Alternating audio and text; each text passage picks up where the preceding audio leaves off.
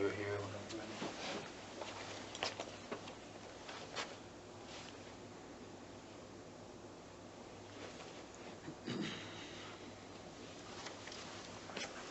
I'm just going to do the basic stuff. Alright, it's August 15th, 11:08 p.m. or a.m. Sorry. In the room, Detective Lanier and Sergeant Nickel. This is reference case 850. So are you familiar with Garrity? Yes. Okay. If you want to read it first, you can. But once you understand it, if you can just sign the bottom. Yeah.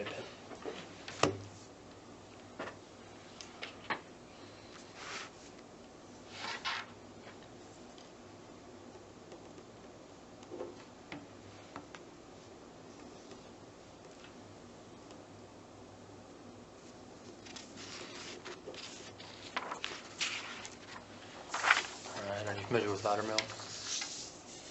That's kind of like basically just saying your due process, that you'll be getting due process before any discipline. Okay. But you can read it.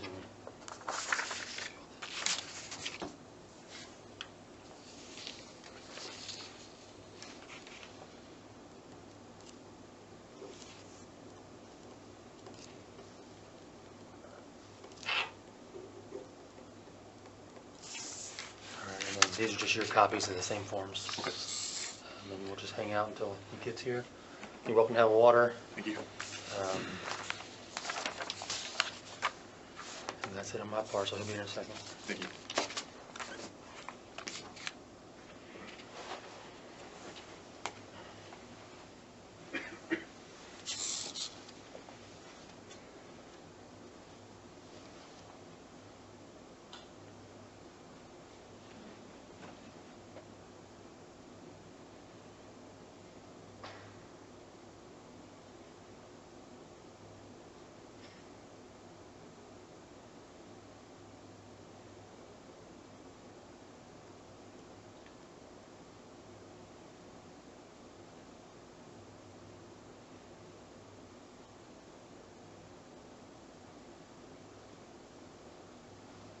He said about 5 minutes, so he'll be. Okay.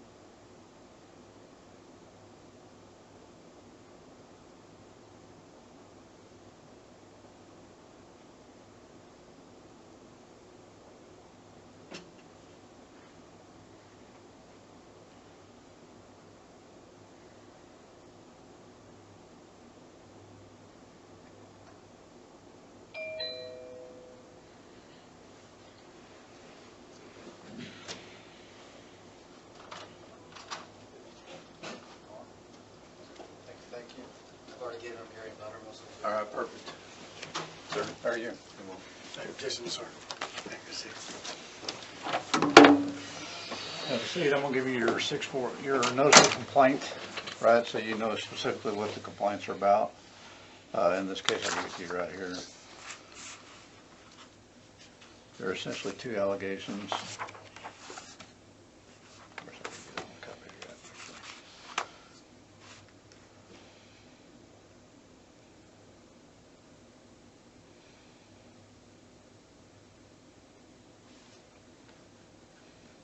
So both these allegations surround activities during the basic police academy, where they're making accusations about using racial and ethnic slurs as part of the training component, where excused where these are the kinds of things you'll be called on the street, so you need to be aware of that and not let that affect you in the used in the training environment. In addition to that, there were allegations that the test scores were adjusted. There was something that happened with the way they were testing, and somewhere during the process of the academy, we changed the way that we tested people. So that's one of the allegations that's in there as well. And then there's also an allegation about during certain times there were homophobic jokes and slurs, specifically coming from you, talking about anal sex and things like that during breaks with cadets and that kind of thing. So that's part of all this allegation. So I know it's kind of short for you to digest all that at this point, but I need you to digest that and be prepared to respond to it when you're ready. Yes, sir. Okay. So I'll give you the opportunity to do that. Think about it, and then I'll plan another meeting with you here in short order to give you the opportunity to respond to these. Unless you want to respond to something now. We can do this now. Okay.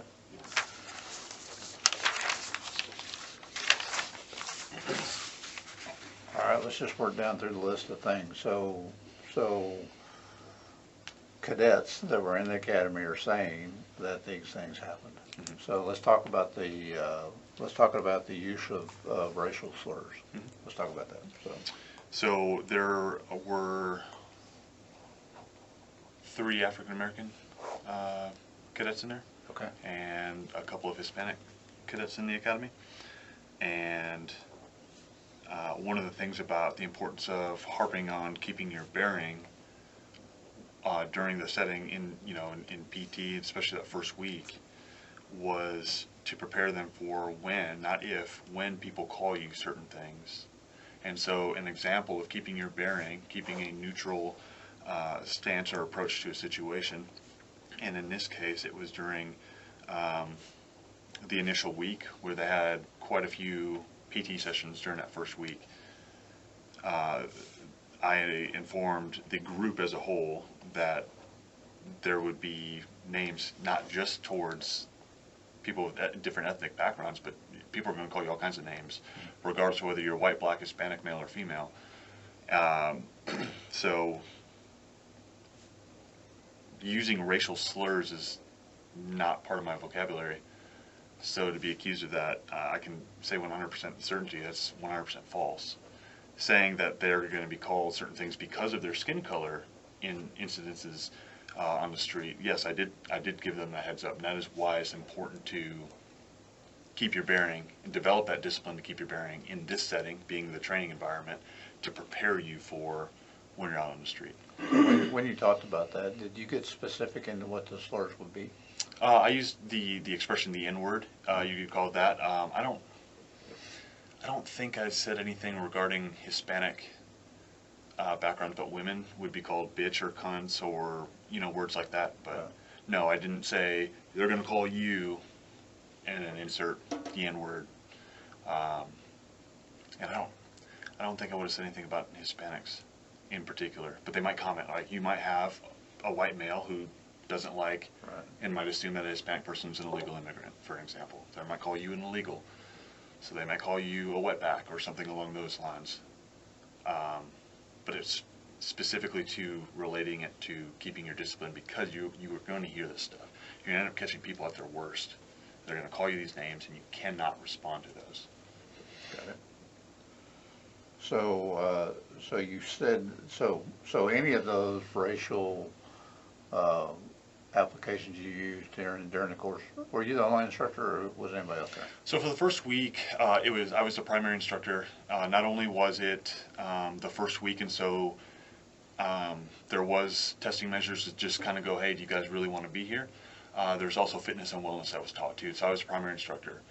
Deputy Tribal also helped out specifically with the drill and ceremony portions, because he is a phenomenal drill and ceremony instructor. So him and I were both out there the first week a lot together. So would he have witnessed any of these talks that you're talking about? Yes. Okay.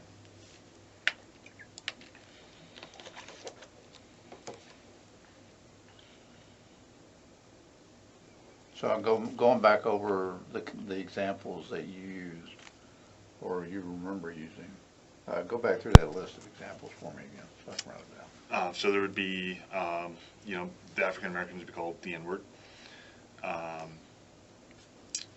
Hispanics might be called illegals, referred to as illegals. And then, women in general might be called bitches or cunts.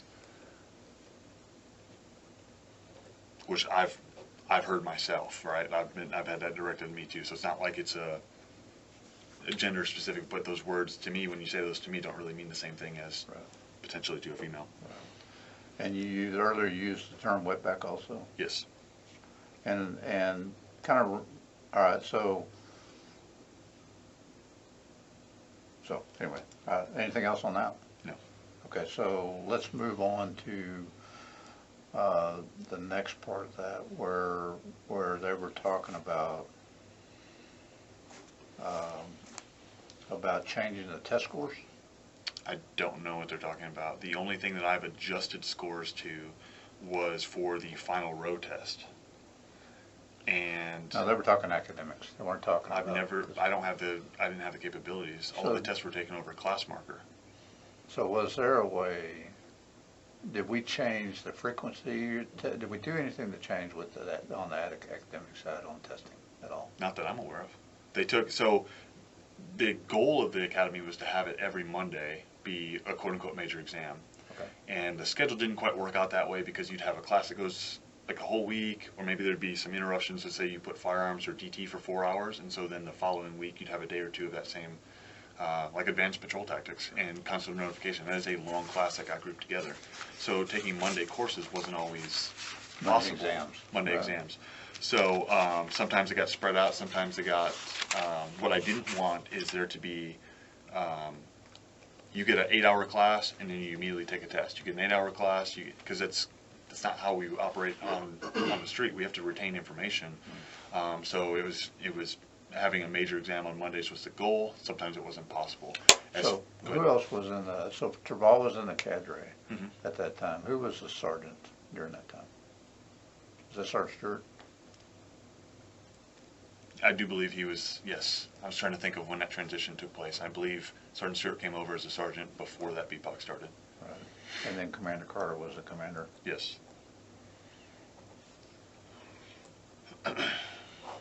Were they out there frequently? Sergeant Stewart Even popped his head. Even regularly? Sergeant Stewart popped his head into the classrooms occasionally, but he wasn't involved in the training. I was the primary PT instructor, and he came out a couple of times throughout my entire time there. So I think he kind of did like spot checks, but then he was handling business in his office. Yeah. How about Commander Carter? I saw him here and there. Periodically? Would he participate in class any, or what would he do? He's been there for at least one PT session where he talked to them before, and I know that at some point he had talked to them because they were taking photos, class photos, at his request. So basically after the conclusion of every day, or, and I think the intent was for the slideshow at the end. I believe that was the intent, but they're like, hey, sir, you know, can you take a photo? Commander Carter wants us to get it. So at some point they had a conversation I wasn't privy to. But other than that, maybe around graduation would be the only other time he was out there.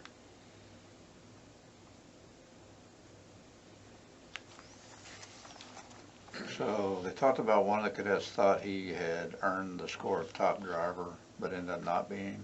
And so several of the cadets felt like he got cheated out of that. He or she, I don't know. That wasn't my determination. How did that get determined? Sergeant Pearson was the primary instructor for DAWG, so I asked him what he thought, and he gave me that name. You know how he determined that? I do not.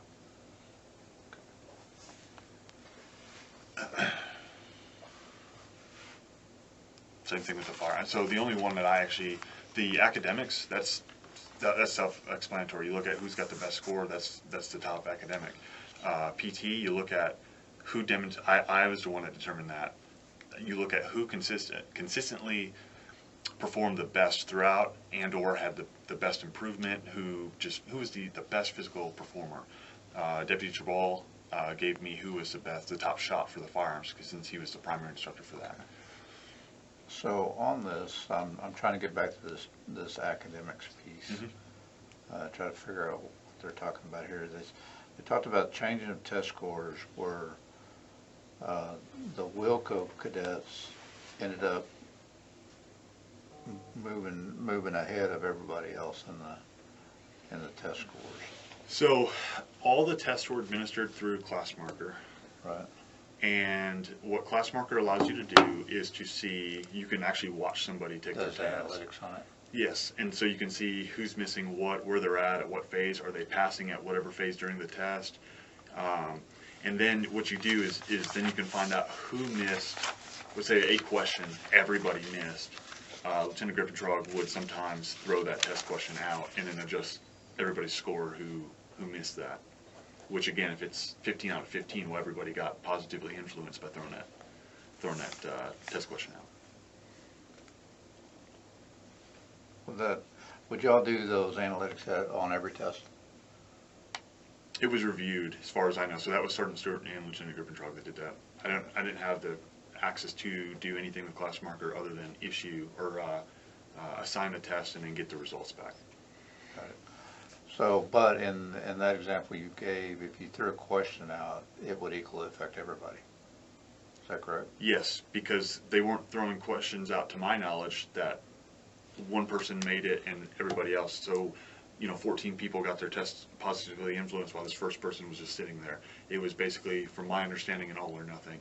Right. So if everybody missed the question, everybody had the equal understanding that this question read a certain way, well then maybe the wording of the question, we go back, look at the question and go, okay, crap, that's kind of a...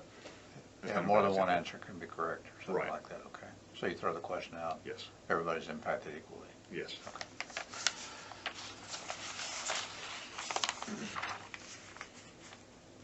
So something about giving thumb drives out with the material, but the thumb drives were incomplete. The only thing I can speak on that is I tried to get them all the student handouts on the thumb drives, and I was told that Lieutenant Griffin Trog did not want the students to be able to skip ahead before they were given the actual class. So y'all did not do that? Correct. Okay. So I tried to get them, because I mean, it's if you go on the TCOL website, you can get the IRGs, and it's kind of a general deal with that. Anything about any gay jokes or comments about other sexual preferences or anything like that? No, so the example that you talked about anal sex on one of the complaints, I can tell you 100% absolute false. That is not true. There are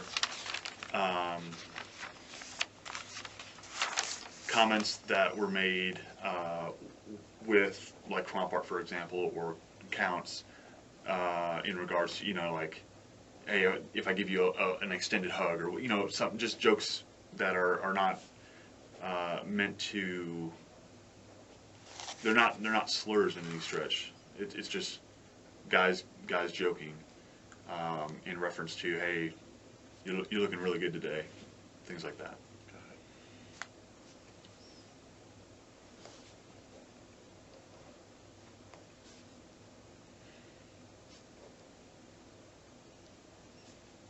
Anything else on any of that?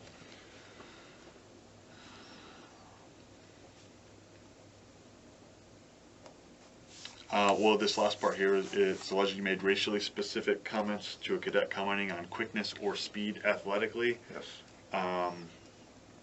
Look, I'm not an idiot. I know what that's referring to, and the African Americans in the class were not the fastest or the most explosive. Harold was he's a PT stud, so that doesn't have any merit. I'm looking at a guy who's performing better that doesn't fit the bill of what this is trying to insinuate.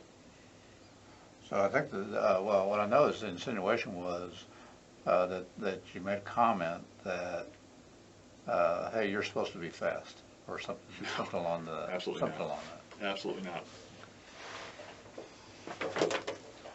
Now, if you were to come to me, anybody, I don't care what you look like, and you were to say, hey man, I'm the PT guy, and then you don't perform, then I might make that comment, hey man, I thought you were about to be a little bit faster, a little stronger, you said you're a PT person. But this was implied that because you're a certain race or ethnic, that you're supposed to be athletically I did not say superior. anything regarding that. Okay. Anything else? The gestures in the presence of cadets and refer to homophobic gestures, I don't even know. I think that goes for what you talked about a minute ago, about y'all saying you're looking really good today. Yeah, but there's kind no of stuff. gestures. Gestures is a physical expression. and Right, there's- so, Okay, if that's what it's related to, then I guess I address that. The gestures, though, to me implies a physical expression, which there was none. got it, okay. All right, anything else? No, sir. Give you the opportunity to think about it. You know, I know that in these cases where interviews happen initially, that it's sometimes difficult to say everything you want to say. So we always leave that door open Yes, sir. to add to if you need to. So that's all I got for this one. Yes, Okay? sir. All right. Thank you. Yes, sir. That's me, Dave Nickel, by the way. That's yours. These are my copies. Right. Okay. So that's your official notice. Order? No, thank you.